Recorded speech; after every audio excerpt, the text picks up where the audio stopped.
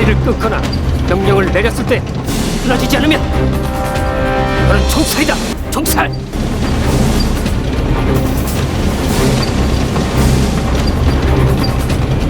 주호영 국회의원 아시죠? 국민의힘 원내대표.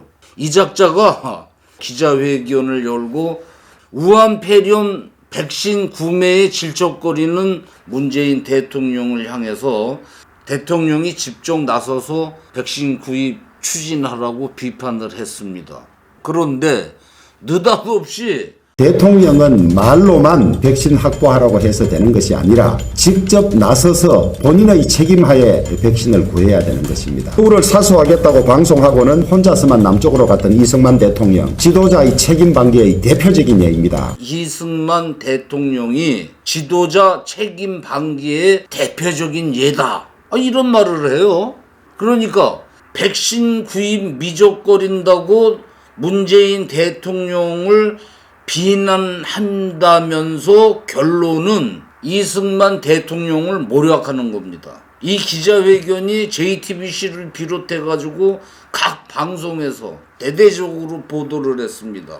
비아냥거리면서. 아니 가뜩이나 이승만 대통령이 저 혼자 살자고 한강 다리 끊고 도망갔다는 좌익들 모략을 믿는 사람들이 많은데 이 작자가 아주 확실하게 이승만 대통령을 묵사발을 냈습니다. 원래 전쟁이 발발하면 국가 최고 지도자는 안전한 곳으로 피신하는 것이 원칙 아닙니까?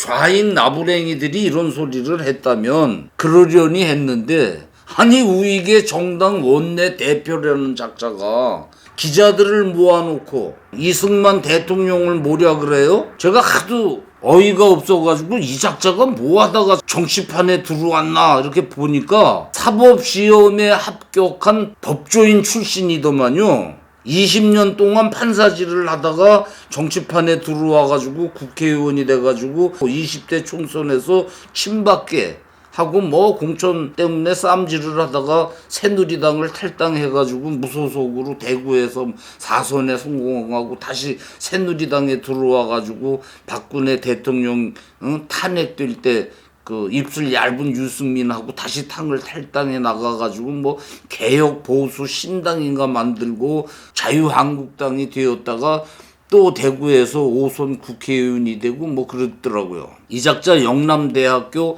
법학 박사라는데 우리나라 헌법에 대통령은 나라를 보위하라고 분명히 적혀 있는데 대통령이 위급시 피난했다고 기자들을 모아놓고 아가리를 터니까 내 눈앞에 있었으면 그냥 아구짱을 이 작자 말대로 이승만 대통령이 혼자 살자고 한강다리 폭파하고 도망갔는지 한번 살펴보겠습니다.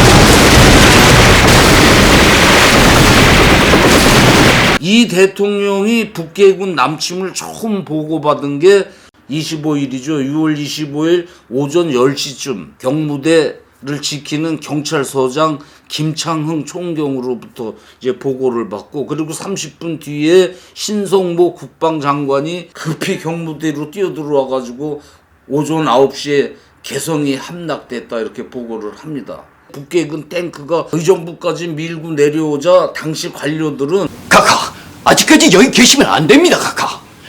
서대문에 빨갱이 수천 명이 갇혀 있습니다. 거기가 터지면은 빨갱이들이 제일 먼저 이곳으로 옵니다. 이 대통령한테 빨리 피난하라고 독촉을 했지만 대통령은 버팅겼어요. 안 간다고. 카카, 비상국무회의가 조금 전 끝났습니다. 비상국무회에서도 수원 천도가 결의됐습니다. 지금 사방이 빨갱이 천지입니다. 미군이 한국을 빨리 돕지 않으면은 한국에 있는 미국인들 2,500명을 우리가 다 죽이겠어. 그 당시 미국 대사관 직원, 가족 등 약 2,000여 명이 서울에 있었는데 이승만 대통령은 미국이 빨리 한국을 돕지 않으면 이들을 다 죽이겠다고 메가더한테 전화를 해가지고 이제 멱살잡이를 한 거죠. 빨리 도우라고.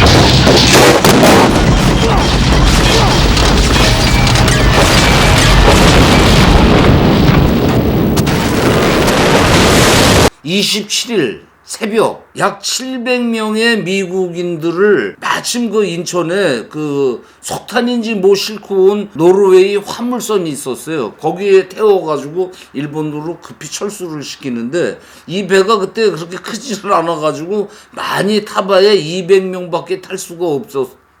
그 작은 화물선인데 여기에 700명이 그냥 차곡차곡 태워져가지고 가면서 오줌똥도 못 싸고 그냥 파도에 시달리고 이래가지고 일본에 가서 이 미국인들이 전부 병원에 입원했다고 그래요. 미국인들이 이렇게 탈출을 해도 이승만은 서울을 떠나지 않았습니다. 그 북괴놈들 6.25 남친 작전명이 포풍이었습니다. 포풍처럼 그냥 밀어붙이자는 건데 당시 길이 좁아가지고 탱크들이 내려오면서 사람들이 그냥 들어있는 그때 아침에 아침밥들을 먹고들 계셨는데 그 사람이 들어있는 집을 그냥 탱크로 집 뭉기면서 쳐 내려왔지 않습니까? 그리고 놈들이 남침 작전을 세우면서 우리 대통령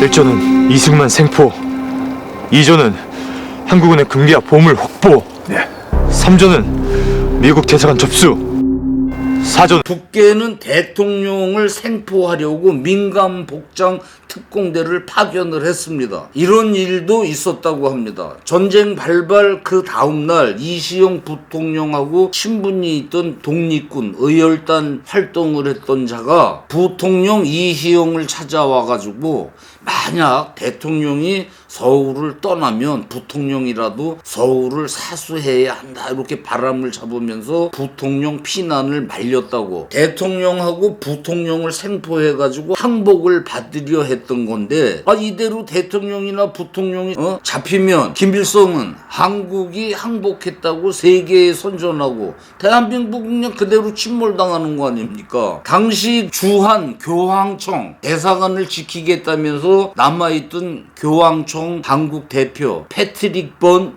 주교는 잡혀가지고 아주 혹독한 고문을 받다가 순교를 했죠.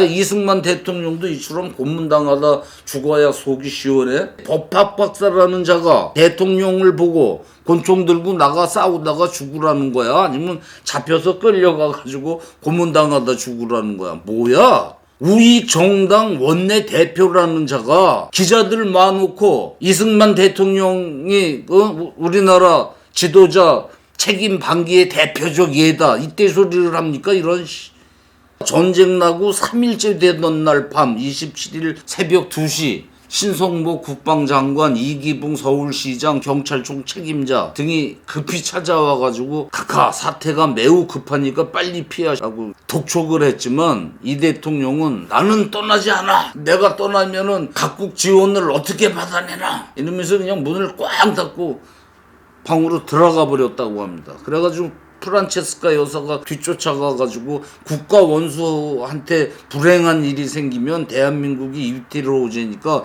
일단 수원으로 내려가자. 그리고 상황을 봐서 다시 올라오시면 안 되겠습니까? 이렇게 애원을 했지만 무슨 소리를 하냐고 고함을 질렀다고 합니다. 그때 그 국무회의를 열어가지고 그 정부를 수원에 천도를 하자 이렇게 국무회의에서 결정이 됐는데도 이승만 대통령은 안 간다고 이렇게 고집을 부리고 고함을 지르고 그러셨다고 그러는데, 그때 경찰 간부 한 사람이 급히 뛰어들어와가지고 북해군 탱크가 지금 청량리에서 이쪽으로 종로 쪽으로 오고 있습니다. 그러자 할 수 없이 이승만 대통령은 남하를 결정하게 됩니다. 그래가지고 6월 27일 새벽 3시 반 이 대통령은 돈 5만 원을 들고 비서하고 프란체스카 여사 이렇게 3명이서 서울역으로 가서 창문이 깨지고 의자에 스프링이 튀어나온 그 3등 객차 2개 연결해가지고 만들어진 열차를 타고 남하를 하게 됩니다. 대통령이 탄 열차가 대구까지 내려갔는데 다시 조바심을 낸 이 대통령이 열차 돌려라, 나 서울로 돌아가겠다 이래가지고 열차가 다시 대전으로 올라옵니다. 기차가 대전에 도착해서 물 이런 거 보충하는 동안에 대통령이 역 사무실에 가 이제 기다리시는데, 이때 윤치용, 허정 뛰어와가지고 서울이 점령당했으니 더 이상 올라가시면 안 됩니다. 만류를 했지만 이승만 대통령은 그럼 수원까지만이라도 올라가자 이렇게 실강의를 하고 있는데, 미 대사관 라이트 참사관이 뛰어와가지고 유엔이 강군 침략을 불법 침략으로 규정하고 유엔 차원에서 이거를 막겠다 이렇게 결정이 됐습니다. 이렇게 보고를 합니다. 이 대통령은 이 소식을 들은 뒤에야 숙소를 충남도지사 관저로 정하고 미국 대사 무처가 그곳으로 옵니다. 와가지고 미국이 이 전쟁에 직접 개입하겠다고 미국 대통령 트루먼이죠 결정을 하셨습니다. 하나님은 한국을 버리지 않으셨습니다. 그러니까 이 소리를 듣고 대통령이 그래 그러면 국민을 안심시키고 국군의 사기를 복돋는 방송을 하라고 이르십니다. 그래서 공보처장이 서울중앙방송국으로 전화를 해가지고 6월 27일 밤 10시에 미국과 유엔이 우리를 도와 싸우기로 했다. 지금 공중과 해상으로 무기와 군수품을 날라와 우리를 돕기 시작했으니 국민들은 고생이 되더라도 굳게 참고 있으면 적을 물리칠 수 있으니 안심하라, 이런 방송을 하게 됩니다. 그리고 방송이 나가고 5시간이 지난 뒤 한강 인도교가 폭파됩니다.